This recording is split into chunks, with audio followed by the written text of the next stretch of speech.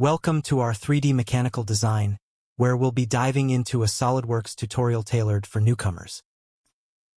In today's session, we'll be flexing our CAD muscles by crafting a 3D model of an elegant table.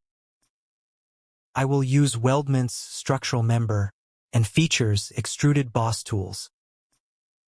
I'd like to express my gratitude for your time and attention. If you found value in this tutorial and would like to support the channel, consider hitting that subscribe button for more content on mechanical design and SolidWorks techniques. Now let's fire up SolidWorks. Enjoy watching.